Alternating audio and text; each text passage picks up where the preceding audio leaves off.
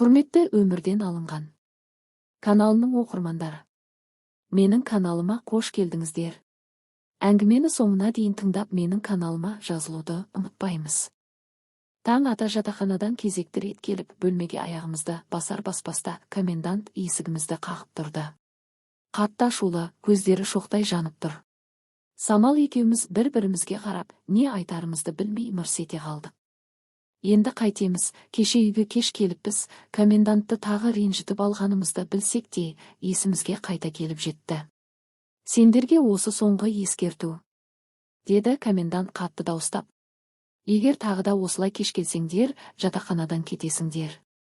Сол кезде Самал ештеңеге алаңсыз, еркелігін көрсетіп, жеңілтек дауысымен: апа, ренжімеңізші. Біз енді қайталамаймыз, жақсы көреміз ғой сізді, деп еркелей күлді. Комендант қабағын шытқанымен, Самалдың ерке сөзіне күлімсіреп жұмсарып қалғанын байқады. Бірақ дегенмен де сөзінде тұрып, бізге соңғы рет ескерту жасады. Бірақ бізге бұл ескерту жеткіліксіз болып шықты. Қайта кеш қалып жүргендігіміз тағы да жалғаса берді. Бірде-бір концерттен кеш қайтып, қатты шаршап, ерте ұйықтап қалғанымызда, таңға жуық комендант өз шешімін қабылдап қойған екен. Жатақхана. Сол кез есімізде мәңгі қалды. Қайда барарымызды білмей, көңіліміз түсіп, Самалдың әкесіне жағдайды айтып едік. Ол біздің жағдайымызды түсініп, көп ұзамай бізге пәтер жалдап берді. Пәтерде өткізген күндеріміз тіпті де басқаша болды. Бос уақыт, еркіндік, ешкімнен ескерту жоқ, тіпті өзімізді үй иесі сияқты сезіндік. Самал сол еркелігімен әр кешімізді мерекеге айналдырып жіберетін. Сырт көзге оқиғаларымыз кішігірім жағдайлар ғана болса да, сол студенттік кезеңнің әр сәті екеуміздің достығымыздың алтын естелігіне айналды. Мен балалар үйінің қатаң тәртібінде өсіп, біреудің жылы құшағына зәру болған менің жатақханаға келіп, жаңаша өмір бастаған күніме. Әр нәрседен тартыншақтап, бәріне сақтықпен қарайтын әдетім сол кезде қатты білінетін. Сол күні бөлмеге кірсем, алдымнан күлімсіреп, қолын жайып Самал тұр. Ашық жарқын, жас баладай ерке қылығымен, мейірімді көздермен мені қарсы алды. Жанындағы екі қыз суық қарағанымен, Самалдың сол бір көзқарасы жанымды жылтып жібергендей болды. Танысқан алғашқы сәтте-ақ менің жанымның жарасын жазар, мейірімге толы көзқарасын сезіндім. Уақыт өте келе, Самал екеуміз бір-бірімізге үйреніп, ажырамас құрбыға айналдық. Ол мені күнде таңертең оятып күлімдеп, бүгінгі күн керемет өтсін, естідің бе? Деп еркелет айтатын. Осы бір жылы сөздерді есту жүрегіме үміт пен қуаныш ұялатты. Самалмен бірге өткізген әр күнім ерекше бір естелік. Қиындық көріп өскен мен үшін ол өмірдің әр қуанышына қызығып, бар нәрсеге мейіріммен қарайтын жарқын тұлға болып қалды. Жатақханада неше түрлі жағдайлар болды, кейде сынайтын, кейде мазақтайтындар да табылды.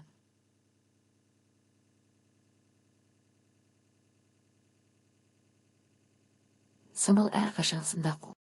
Оның жанының жылуы мені ғана емес, айналасында нұрландырып тұрғандай еді. Біз тағдыр тоғыстырған шынайы достарға айналдық. Екінші курстың аяқталып, сессиялардан кейінгі жеңілдікпен бірге келетін көңілді кештердің бірі еді. Екеуміз кафеге барып, Самалдың ауылға қайтар алдында уақытты қызық өткізіп алайық деп шештік. Білмеппіз, сол кеш бізді жаңа бір оқиғаның бастауына әкеледі деп. Кафеде отырғанда Самалдың көзі бір бұрышта отырған жігітке түсті. Жанарында ерекше бір от пайда болып, көз алмай сол жаққа қарай берді. Құрбымның бұл жүрісіне аздап күліп, тыныш отыршы, Самал деп әзілдеп қоямын. Бірақ Самал тіпті тыңдаған жоқ.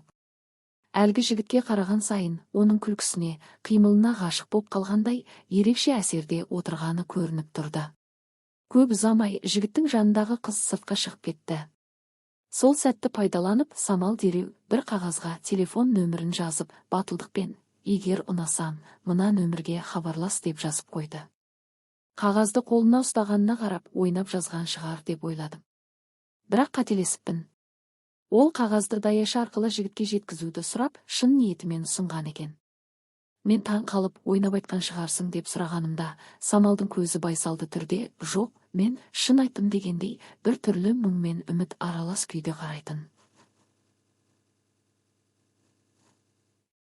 Жігіт те жазуды оқып, екеуінің көздері қайта түйісіп қалған сәтте, Самалдың жүзінде ерекше бір жарқындық пайда болды. Алайда сол кездегі қысқа ғана үміттері жауапсыз махаббаттың ұзаққа созылған күйзелісіне айналарын білмеппіз. Ол жігіттің жүрегі басқада екенін білсе де, Самал махаббатының соңынан жүруге тырысты. Менімен бірге ауылға қайтпай, сол қалада қалуды шешті. Жауапсыз махаббат құрбымды өзгертті. Бұрынғыдай ерке, мейірімді, бәріне жаны ашып күлімсірейтін Самал енді әлдебір мұңды, үнсіздікке толы бейнеге айналып кеткендей еді, үнемі телефонына үңіліп қарай берді. Арада 2 ай өтті. Самал ауылға қайтпай, менің қасымда жұмыс жасап жүрді. Бірақ баяғы күлім деген әзілқой Самал жоқ. Көбіне ой үстінде жүретін болып алды. Үнемі бір терең ойға шомып, әлгі бейтаныс жігітті еске алып жүргенін сезетімін. Бір күні сол жігіт Самалға алғаш рет хабарласты. Телефон тұтқасының ар жағынан есімін сұрап, жай ғана әңгімелесіп жатқанның өзі оған ерекше қуаныш сыйлады. Самалдың көздері нұрланып, жүзіне сол баяғы күлімсіреуі қайта оралды. Сол сәтте-ақ мен оның жігітпен кездесуге баратынын түсіндім. Ол күнде мені жұмыстан кейін өзімен бірге алып жүретін Самал бұл жолы жалғыз шығып кетті. Үйде отырып, оның қайта оралуын асыға күттім. Ол түнге қарай үйге ентігіп кірді. Жүзі бал-бұл жанып тұр, жанары жарқырап, ерекше бір қуанышқа толы еді. Әлгі бейтаныс жігіт туралы айтып болған жағдайды баяндап берді. Оның әңгімесі мен көңіл күйі бұл жігіттің Самал үшін қаншалықты маңызды болып қалғанын көрсетті. Сол кештен бастап Самалдың көңіл күйі түбегейлі өзгерді. Ол жігітпен сөйлесіп, кездесулерін асыға күтіп жүретін болды. Көңілінде бір сенім, өмірге деген жаңа құлшыныс пайда болғандай. Әлгі жігіт Самалмен 2 ай ғана жүріп тастап кетті. Құрбымның арына дақ түсіріп, өзі ғайып болды. Самал жылап қалды. Бірде базарға шығатын болып, құрбым Самалды сүйрегендей алып шықтым.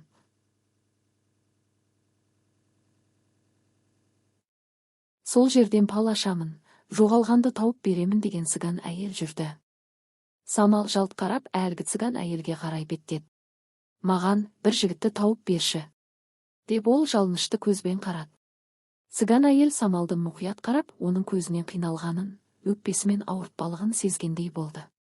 Сәл үнсіз тұрғаннан кейін әлдебір жұмбақ үнмен: жаным, сенің жүрегіне қара күйе жағып кеткен екен, деді бәсең дауыспен. Мен сен іздеген жігіттің қайда екенін айтқым келмейді. Ол саған ажал әкеледі. Бірақ саған бір нәрсені ескертемін, сен оны қайта тапсаң да, өзіңе қайтарып ала алмайсың. Самалдың жүзі бозарып, жанары тіпті ауыр тарта түсті. Көзіне жас үйіріліп, ол: менің тек бір сұрағым бар. Ол жігітті маған ғашық етші, деді, дауысы дірілдеп. Цыган әйел сәл ойланып тұрды да, қолындағы карталарын араластыра бастады. Бір картаны суырып алып бетіне қарады. Өмірдегі кей адамдар біздің жүрегімізге тек жара салып қана кетеді.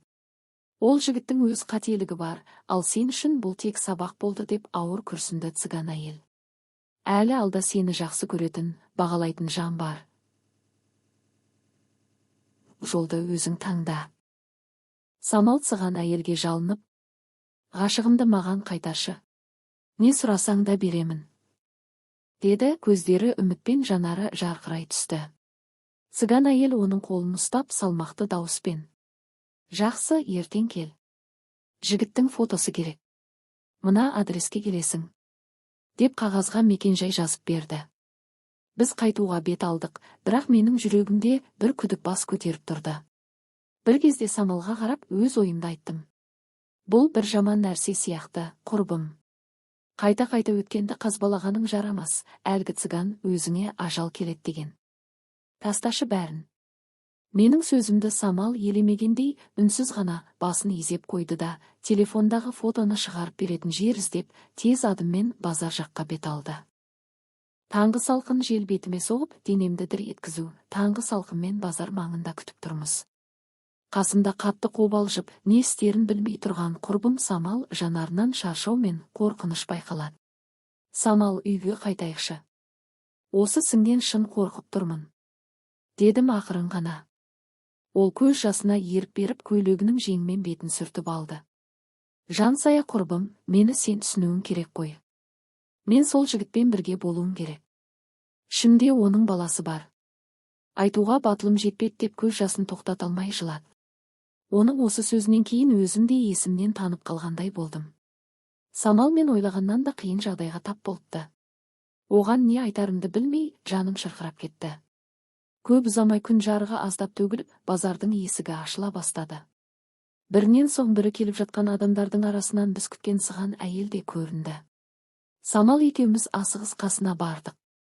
Ал көрсетіңдер, не үшін келдіңдер? Деді әйел, бізді бір қуысқа қарай ертіп.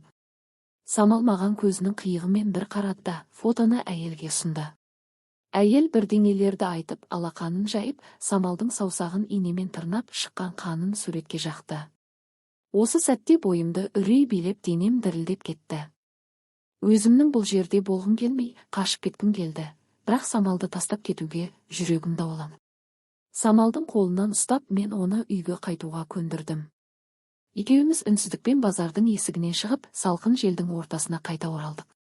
Ол үнсіз басын төмен салбыратып, көз жасын сүртумен болды. Мен болса, оның жүрегіндегі ауыртпалықты жеңілдеткім келді, бірақ қандай сөз айту керек екенін білмедім. Самал, бәрі өтеді. Мына жолда қиындықпен келсе де, сенің бақытты болуыңды тілеймін, құрбым, деп қолын қаттырақ қыстым. Құрбым Самал үшін бәрі жақсы болады деп ойлаған едім. Жігітімен қайта қосылып, бірнеше ай бойы кездесіп, екеуінің арасындағы махаббат қайта жандана түскен еді. Құрбымның іші білініп, жүзіне шаттық ұялаған шақта, жігіті оны алып қашатын болды. Қыстың алғашқы айы желтоқсан еді. Ол күн есте қаларлықтай суық, бірақ жүрегіміздегі қуаныштан тоңғанымызды да байқамадық. Құрбымның қуанышына ортақ болып, мен де оның қасында бардым. Екеуміз қуанышты, арманға толы сезімдерімізді жасырмай, күлімсіреп бара жаттық. Алайда ауылға жеткенде, бәрі мүлде басқаша екенін сездім. Жігіттің үйі үлкен, бақуатты екені бірден көзге түсті, бірақ Самалға деген көзқарастары суық екенін ба. Үйден шыққан ешкім жоқ, біздің келгенімізге олар аса қуана қоймағаны көрініп тұрды. Ақ орамал тағуға ешкім асықпай, есік алдында біраз тұрып қалдық. Самалдың қуанышы су сепкендей басылды. Жүрегім шаншып кетті. Құрбымның арманының артында мұншалық сынақтар тұрғанын білсем ғой, шіркін.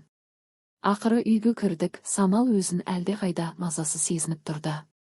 Кенет қайынатасы жанымызға жақындап қатал үнмен: "Сен қыздың ішіндегі бала шынымен менің баламнан ба? Ертең ол бала бір жері ұқсамаса, қуып шығамын", деп айтып қалды. Самалдың жүзі бозарып, көзіне жас толды. Қуаныштан жарқыраған көздері сол сәтте үмітсіздікке толып кетті. Ішімнен Самал бәрін жеңеді деп өз-өзімді сендірдім. Ертеңіне Самалдың жаңа үйіне жеңгелері келіп, оны жайғастырып, шағын беташар рәсімін жасады. Үй іші тыныш, бірақ көңілсіздеу көрінді. Беташарға келгендер көп болмады, бәрі қарапайым ғана ұйымдастырылған еді. Қуанышты күнде күткен күннің мұндай салқын өтерін ойламаппыз. Самалға деген көзқарасты анасының алғашқы сөздерінен ақ түсіндім. Енесі Самалға суық үнмен қарап: "Ішің шермейіп, ақ көйлек киемісің? Ел не дейді? Той болмайды", деп кесіп айтты. Сәби үшін бәріне көнген құрбымның тағдыры осылайша басталып жатқанына жүрегім ауырды. Беташар рәсімі аяқталып, таң ата автобуспен ауылдан қайтуға дайындалдым. Оның болашағына алаңдап, амалсыз қоштасып, есіктен ұзай бердім. Кенет артымнан шыққан аша айқай мен иттің арсеккен үрген даусы құлағымды жара шығып, артыма жалт бұрылдым. Жүрегім атша тулап, қорқыныштан денем мұздап кетті. Қайтадан үйге қарай жүгірдім, Самалдың не болғанын білмей, көзімнен жас ағып, жүрегім шыдамсыздана дүрсілдеп бара жатты. Мен шарбаққа жете бере, көз алдымдағы көрініс жаныма ауыр тиіп, бүкіл әлем тоқтап қалғандай. Қып-қызыл қан аппақ қарды жауып, жазықсыз төгілген өмірдің белгісі көзіме оттай басылды. Самал жерде жатыр, ал аштықтан ашынған алаба ит оның мойнын тістелеп ажыра емес. Аяқ қолымнан жан кетіп, дірілдеп тұрып қалдым. Үйден Самалдың қайын атасы мен күйеуі аласырып шығып, құрбымды иттің тырнағынан құтқаруға тырысып жатты. Бірақ ашыққан ит қасарысып жіберер емес. Үй іші у-шу, жанайқай мен қорқыныштан көкке көтерілгендей. Жаным шығып, көмектесе алмағаным үшін өзімді жазғырдым. Осы кезде көрші үйде тұратын үлкен кісі мылтығын ала жүгіріп келді. Атып түсіргені сол еді, ит өлі денені босатты. Қар үстінде қанға боялған самалдың жансыз денесін көргенде жаным аяздай мұздап, жүрегім сыздады. Бақытқа жетемін деп үмітпен барған құрбымның қайғылы тағдыры есіме түссе, жылап аламын. Кейіннен самалдың әке-шешесінен естігенім: келін түсірген бұлар итіне тамақ салуды ұмытып кеткен. Ашыққан ит байлаудан босап, байғұс құрбымның өмірін жалмады. Бір жағынан цыган әйелге бекер барғанымыз, бірақ ол әйел ажалды ескертті. Бұл оқиғадан кейін біраз жыл емделдім. Әлі күнге дейін тұрмыс құрмадым. Мереке, мейрам сайын самалдың әке-шешесіне барып тұрамын. Жан құрбымның бейітіне әр жылы Құран бағыштап барып келемін.